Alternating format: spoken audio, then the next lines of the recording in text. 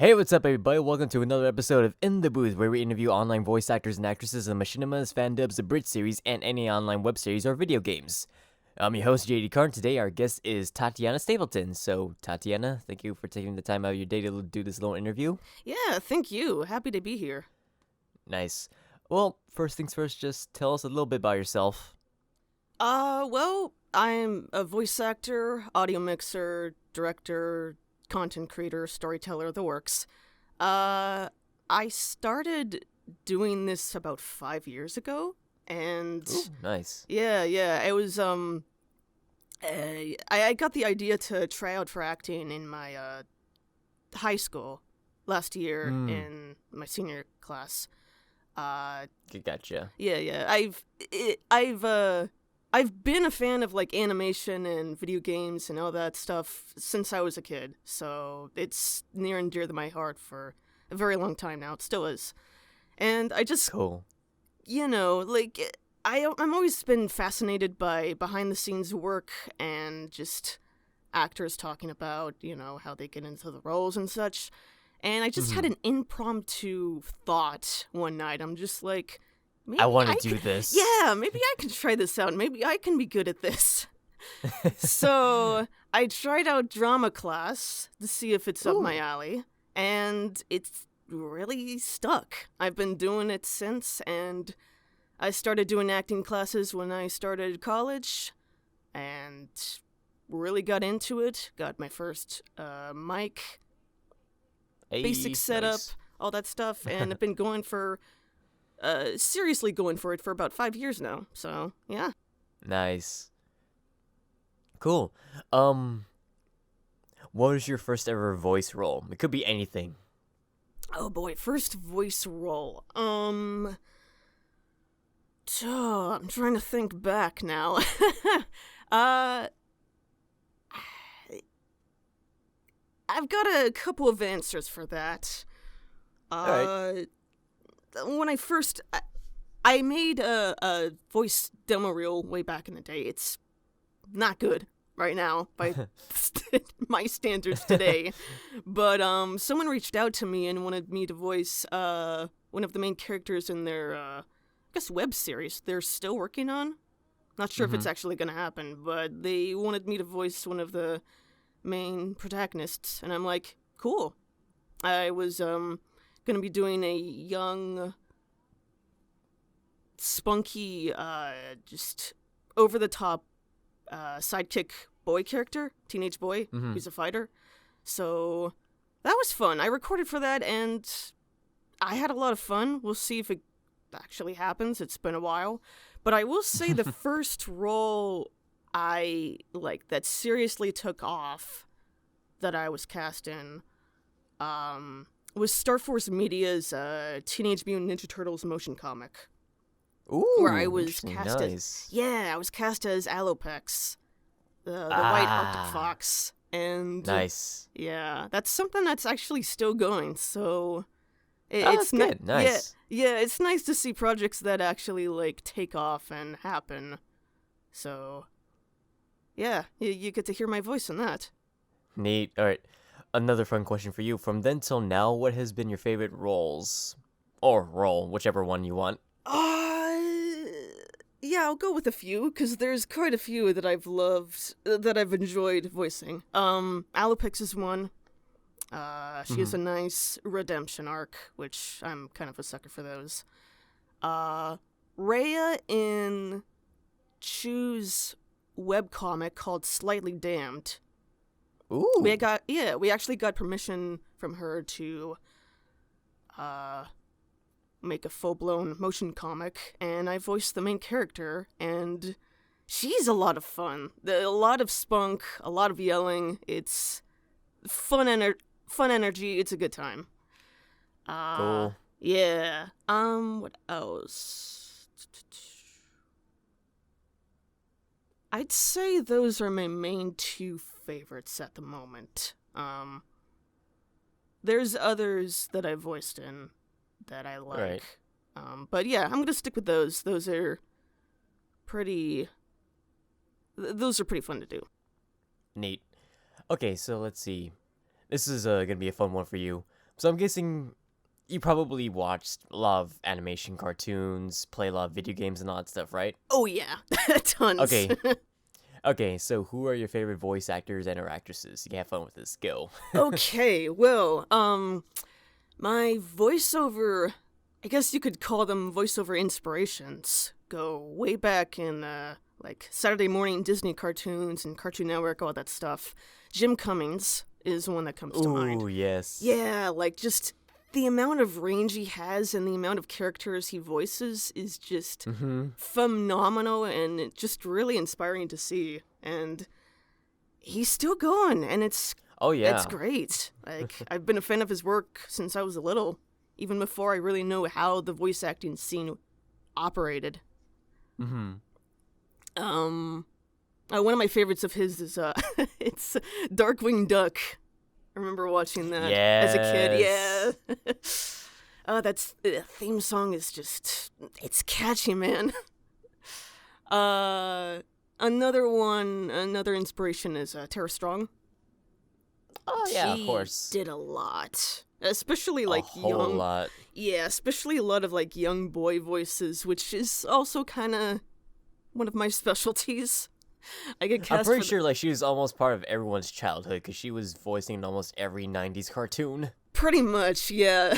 She was everywhere. Fairly Odd Parents, Ben 10, just you name it, she's probably in it. Yeah. Let's see. One of my favorites actually is Yuri Lowenthal. Yes. Yeah. He's also done a lot, and also inspiring to see just his work and his book. He and Tara Platt pumped out, voiceover voice actor, is actually one of the first voiceover resources that I managed to get that helped me kind of fine-tune my craft. And neat, nice. Yeah, I picked up a lot of things from that, and it's really useful. So,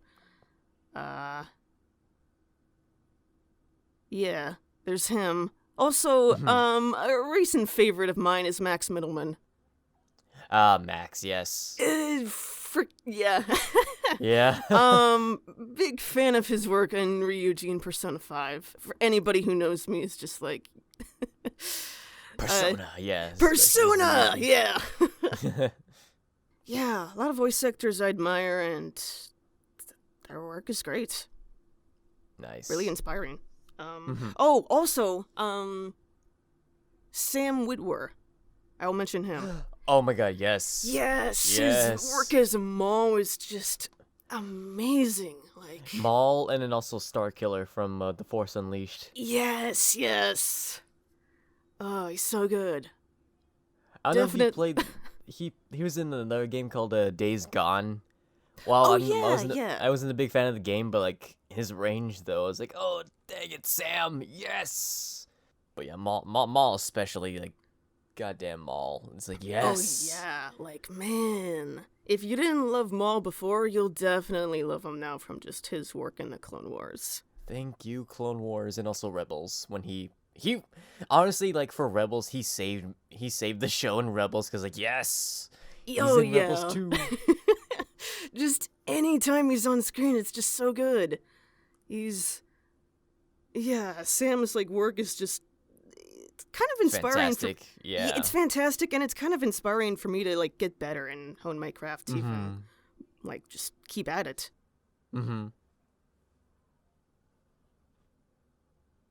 So yeah. Cool. Okay, so let's see. I'm pretty sure you've been in a whole bunch of projects from then till now. So, I guess what kind of voice or voices you haven't done yet for projects that you really want to try out? That I haven't done. Yeah. Oh, that's a good question.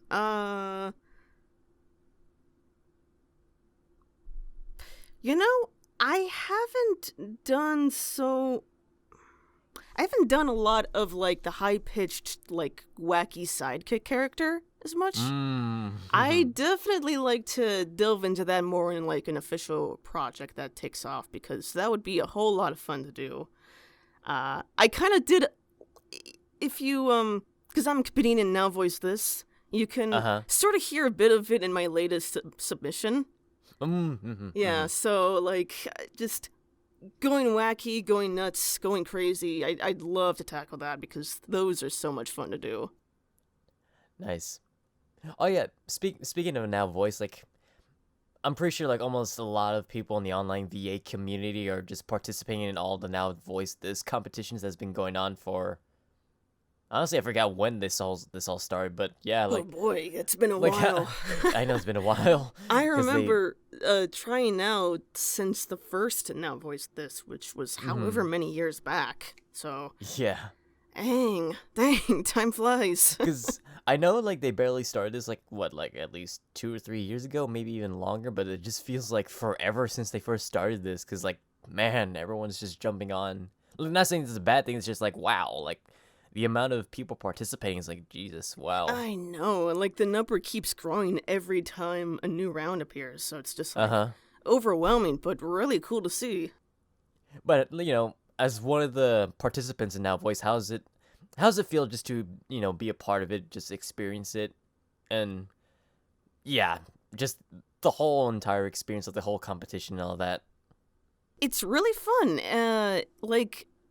The prompts really make you think, like, it's usually just a one-sentence prompt, and then you go off from there, so it's really up to your own interpretation and imagination to whip up something out of your hands, and the thinking process is probably the hardest, but once you get stuff down, and once you do it, it's a lot of fun, and it's good experience at the very least, even if you don't win or get too far. It's good practice and good experience to have, and yeah, I'm like stretching my creative brain power every time I enter, and it's really cool. I remember one time I was actually a semi-finalist. Ooh, so, nice. Yeah, I've gotten pretty far before, and you know, like it's even if I don't win, it's fun, and I learn new things, and I keep at it. And, you know, just being able to come up something on a small timetable, it's like, wow. Like, all the stuff people come up with within, like, a matter of, like, days. Because I know they only give you, like, about, like, 5 days to a week for, like, a deadline. Yeah, like, the week at the latest. Yeah. But, like, just the amount of, like, stuff people can do and just come up with. And then you just see it posted. It's like, oh, wow, you came up with this within a week. It's like, how long did it take? It's like, oh, you know, just playing it out. And then voicing it and, of course, tweaking it, editing and all that. And it's like, wow. Oh, yeah, definitely. And sometimes it's even less than that, just a few days. And you got to really hurry up. Yeah, especially as less people are on the competition. And it's like, okay, we're going to start decreasing the timetable. Here we go. Go. Oh, yeah, definitely. I think one of my favorite submissions I ever did that I'm actually still really proud of is from last Now Voice This 6. One of the prompts was vintage, and I did a little spin, a little twist on the whole Looney Tunes cartoon where I voiced the witch. Ooh! Yeah. And I put in like old sound effects to make it sound like it's coming from the cartoon from like the 60s. From back then, yeah. Yeah, that was really fun to put together. Actually proud of my witch voice. Cool. Neat. Oh, here's a fun question for you. So I'm pretty sure when you record for a lot of projects, there's been some outtakes or bloopers. So do you have any fun stories to tell of like funny incidents that happened while you were recording stuff in the booth? Oh, If you don't want to say it, you don't have to. But no, it's cool. Like I mean. The most obvious bloopers that happen are when I'm recording a line and then suddenly I just hear a motorcycle in the background or an airplane going over my home. I'm just like, God. Oh, thanks. Great. Can you hear that? Yeah, that's...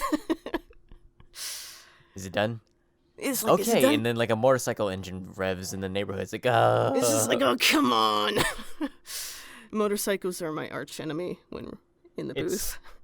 It's planes, trains, motorcycles, and cars, dogs barking, or lawnmowers going. Lawnmowers is another one, yeah.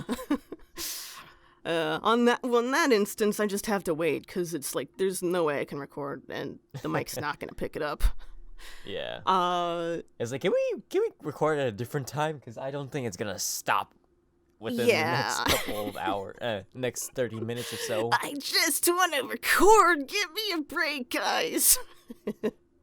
It's like, you look outside and like you just see them barely starting. I was like, okay, yeah, we can't do this right now. Can you record later on today? Yeah. For real. I have done a few blubs as well. Like, nothing, like, it's a lot of, like, just, like, tripping over my own lines most of the time. Which is, like, it's like, fuck, I was on a roll. But, oh, God, what was the line? I'm forgetting. It was, like, it was for Slightly Damned, and I was doing a line, and I kind of lost my train of thought on how the line was supposed to end, and I just ended with fuck. It's funnier in context, but I'm blanking on how that went, but No, you get it. Things like that happen all the time, so Sweet. yeah. And if the director asks for, like, we're doing a blooper reel, then Okay, like, awesome. Okay, I'll have fun hearing this. Yeah. Are there any future or upcoming projects that you can say that you're voicing in, or you can't right now? One that I can talk about, is, Sandra's The Hayseed Night project that's coming out on Steam December 8th, I think? Nice. Yeah, I voiced one of the extras in that game. Cool. It was way back in, I want to say I started recording last year, and just seeing it come onto Steam now, it's really, it's like surreal. It's super cool though, because like my voice is gonna be in a game on Steam, which is like, yeah, that's a huge achievement there. So, you can hear me as like one of the mob voices, and you can hear me scream and yell like an angry person. Nice. Yeah. I have it was released earlier this year, but I also voiced in an audio drama called Black Star Chronicles by Randy Greer. Cool. It's a really cool sci-fi miniseries. And yeah, go check it out. It's like the production is really good. Audio mixing is great. It's a really cool story. So definitely check that out. You can find it on SoundCloud. All right, sweet. Be sure to check it out then. Yep. Okay, I'm pretty sure you probably hear this question in almost every job interview, but where do you see yourself in 5 years? Hopefully, like, working in jobs in LA, Burbank. Yeah. I'd love to move there and start just work full time in voiceover or in being in the audio engineering seat, in the writing scene, anything. Nice. Yeah, like Burbank, LA has a lot of stuff over there, a lot of jobs, and I'd love Wide variety to. and all that.